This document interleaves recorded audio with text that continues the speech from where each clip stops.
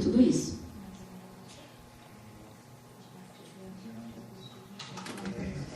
Essa fase aqui também é uma fase que envolve bastante tempo e por isso que eu falei que um plano de adequação ele dura mais ou menos 1 ano, a depender do tamanho, né, do porte da companhia. Porque a LGPD nos pede, então, para revisar, adaptar e editar todos os contratos.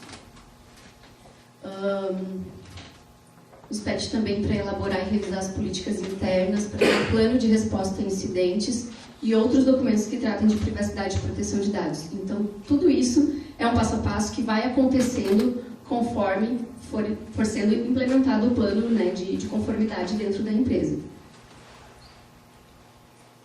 A etapa do Privacy by Design e Privacy by Default, que a lei também vem tratar, é implementar técnicas, então, que tragam como padrão, né, a segurança desde o início do projeto e como padrão.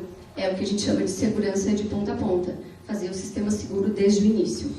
Não esperar para remediar depois, para tentar fazer alguma coisa depois que o projeto já está pronto. O relatório de impacto é só no caso em que o controlador queira definir uma base como legítimo interesse. O que isso quer dizer? Eu quero porque sim esse dado, mas ele não tem uma finalidade. Então aqui ele vai ter que ter um relatório de impacto pronto, uma chamada da NPD, para ele ter uma resposta imediata já sobre por que ele está tratando aquele dado e qual é o real interesse dele. Eu aconselho ninguém usar essa base.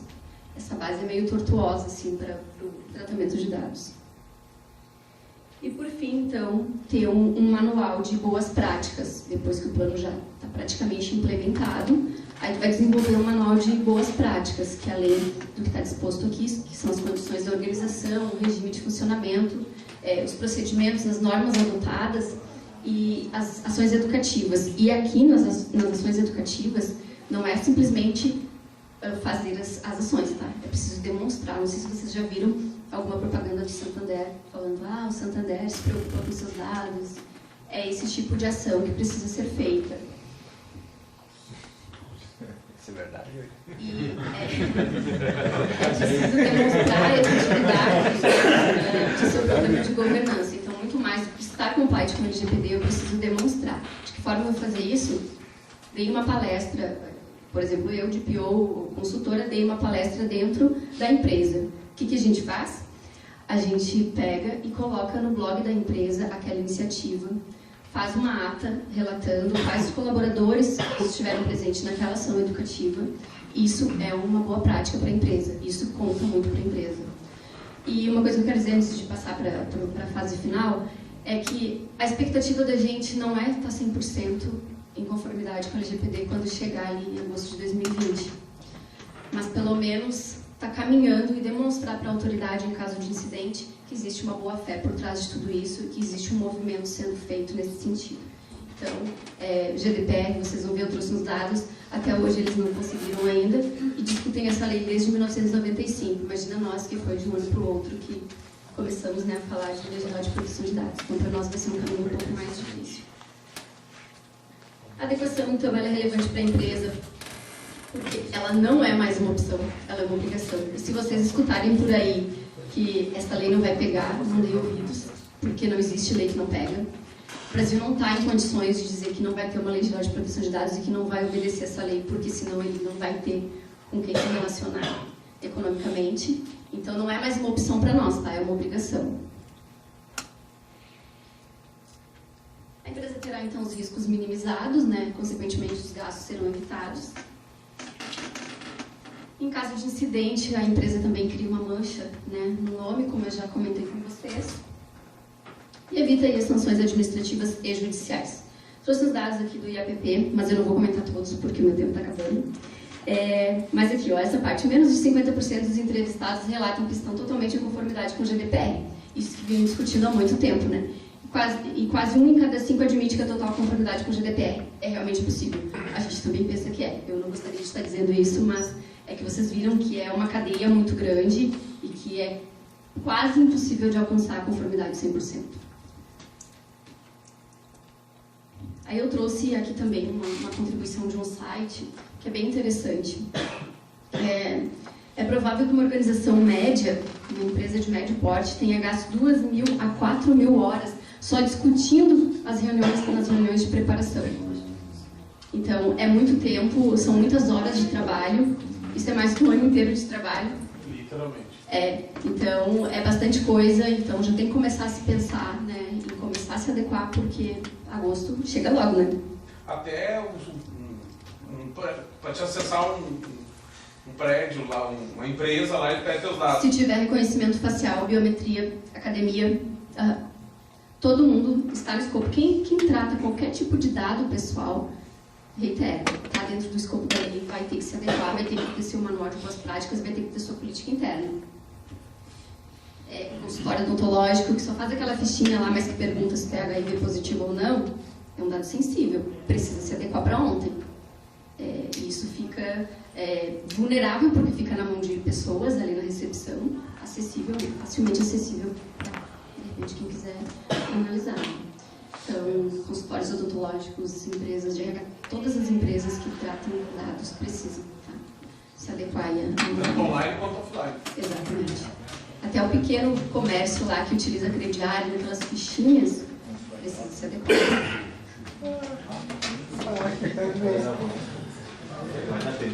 As empresas, outro dado interessante é que as empresas dependem principalmente de treinamento de funcionários. É aquilo que eu já vinha falando ali no início, que reiterei outras vezes. Se não treinar os funcionários, os colaboradores, de nada adianta todo o aparato de segurança. A pesquisa apresentou, então, 5 principais desafios para a conformidade. O que eles falaram lá? Que os regulamentos não têm um caminho claro para alcançar a conformidade. E é igual para nós. A LGPD não tem um caminho claro. Ela não trouxe nem nada especificado, simplesmente trouxe a lei. Agora, cada um vai ter que achar aí o seu meio de se adequar.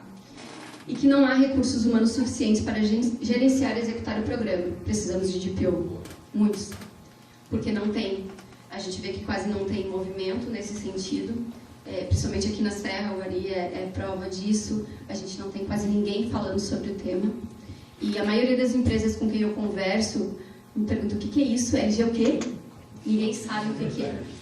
Então, o que acontece? A gente precisa, então, difundir um pouco mais aí esse assunto que é tão importante e daqui para frente vai ser o que vai, fazer a banda tocar aqui em relação a mais frequentemente, os profissionais de privacidade informaram que se pudesse fazer algo diferente, teria feito o quê? Começar a implementação mais cedo. Porque chegando ali não dá mais tempo, Quando estiver ali mais para perto ali do mês de agosto, já é mais difícil de começar um plano de habilitação. E agora eu trouxe aqui para vocês, não sei se vocês sabem o que é isso aqui. Coisa maluca. E o que isso aqui tem a ver com a LGPD? É o que vai acontecer, tá? Vai passar ali Natal, Ano Novo, férias escolares, Carnaval, e aí março, abril, pessoal, preciso me adequar. E é pra ontem. Então vai ser isso. Julho, sério. Vai ser isso que vai acontecer. A coisa maluca. Procura no Google, tem lá, adequa e segue o baile. Alguma dúvida? Talvez eu não preste atenção. Quando foi implementado esse programa? A partir de quando? Foi o ano passado que a lei foi feita a redação. E quando foi publicado isso? Por e-mail só? Diário Oficial. Como assim publicado? Quando foi noticiado? Só o Diário Oficial. Diário Oficial. Só.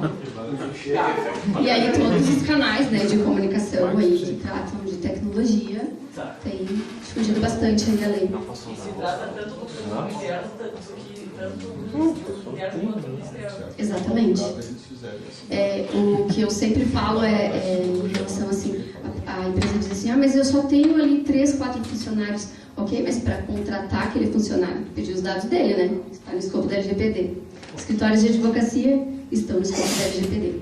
Para a celebração de contratos não é necessário consentimento, tá? Mas para a coleta de dados.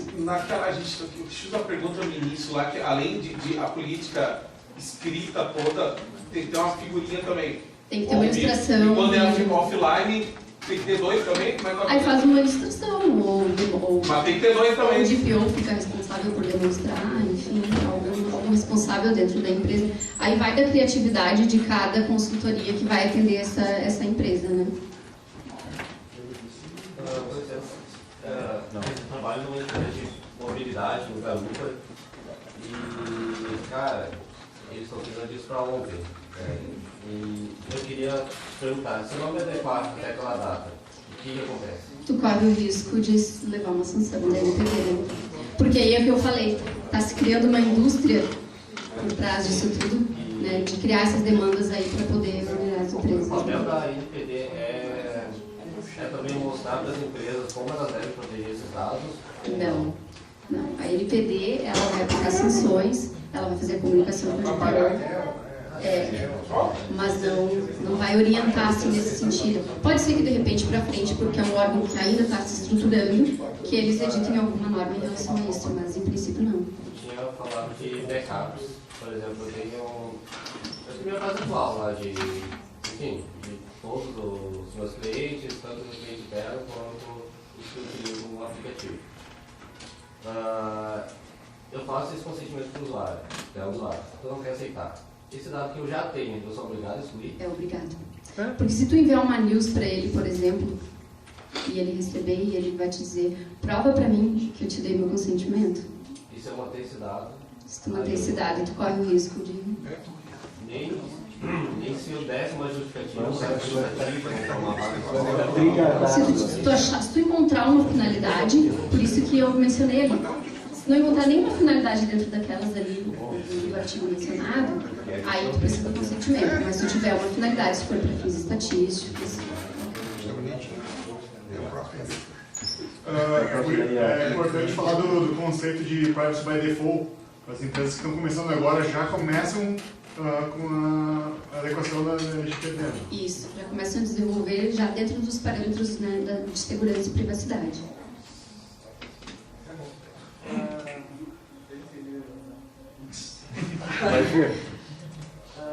Seria tudo digitalizado, né? Esses dados, no caso, teria que digitalizar para enviar para fazer prova? Oi? Tu disse para fazer prova? Porque isso tem que ser enviado para o governo. Para a NPD? Esses dados dos colaboradores nós temos que digitalizar. Não, os dados dos colaboradores tu vai ter vai fazer um relatório, né? Não sei se uma planilha ou vai utilizar alguma ferramenta para fazer isso, para fazer esse levantamento, vai ficar dentro da empresa. Tu não precisa comunicar nada para a NPD se ela não te pedir. A única coisa que tu precisa comunicar à NPD é o contato do DPO. O resto, só depois que tu for solicitado. E existe a possibilidade de ser implementado como foi o e-social, por exemplo, que foi por tamanho, ou vai ser todo mundo junto? Todo mundo junto. Do menor ao maior, o plano de adequação é o mesmo, tá? É claro que aí a consultoria não vai cobrar de uma pequena empresa o que vai cobrar de um hospital, por exemplo, né? Dada a sensibilidade dos dados, mas o procedimento é o mesmo. No caso de dados que, por exemplo, que a empresa é obrigada a manter por alguma via judicial, sei lá, call center, manter por X tempo uma ligação, alguma coisa do tipo. Sim, nesse caso a empresa pode ficar sem consentimento, porque aí é para atender uma regulamentação legal. Por exemplo, no caso dos cartões de crédito, é um exemplo que eu gosto de dar. As empresas coletam o dado, enfim, e aí fazem parcelado, e aí a pessoa diz, agora exclui o meu dado lá da tua base, né? Que eu não quero mais que tu fique com o meu dado, só que tu tem haveres ainda. A pessoa precisa pagar o que deve à empresa. Então, nesse caso, é uma obrigação legal, ela tem que ficar com o dado ali, tem que manter o dado sem consentimento do usuário. Você falou da newsletter lá que se você pediu, você tem que parar de enviar a newsletter, né? Eu sou cadastrado naqueles, todos aqueles programas de bloqueio telemarketing, mas não funcionam nenhum, todos me ligam. É uma base legal para eu conseguir que eles parem de ligar? Quando a lei começar a vigorar e tu entrares com uma ação contra eles, eles vão ter que dar explicações para a NPD. Na verdade, até nem precisa a lei entrar em vigor, porque não sei se vocês estão acompanhando, mas já tem vários movimentos nesse sentido. O Ministério Público está bem ativo nesse sentido e o PROCON também. Não sei se vocês acompanharam a Cirela, que a Cirela é uma incorporadora, que todo mundo sabe, compartilhou o e-mail e o telefone, é praxe deles, né? As imobiliárias também fazem isso, compartilhou lá no sistema o dado de determinado usuário, várias imobiliárias ligaram para essa pessoa disse, mas de quem tu conseguiu esse dado? A pessoa, não, né, meu e-mail, meu telefone, não falaram quem era o controlador no caso, a Cirela. Foi ele que vendeu o imóvel para aquela pessoa. Então, acabaram punindo, aí o PROCON acabou por INPE, na verdade, entrou com a denúncia, né, e depois o juiz acatou, e acabou condenando a Cirela a um pagamento de R$300, uma multa diária de R$300, por cada vez que importunasse algum daqueles clientes ali da base. Tudo que é em papel, eu tenho lá no hospital, papel de 50 anos atrás, todo o sangue dos pacientes. Isso tudo tem que... Como é que eu vou guardar isso? Em cada tipo de instituição, de empresa, tem um regulamento, né? Por exemplo, se eu não me engano, eu acho que de pessoas mortas tem que guardar por 40 anos, é isso? Ou 20 anos? 20 anos? É. Então, na verdade, a gente vai ter que dar uma olhada daí nessa regulamentação ali, né, em relação ao hospital. Eu não tenho nenhuma informação a respeito disso, sei só da parte ali dos mortos que tem que guardar por determinado tempo. Pessoal, precisamos...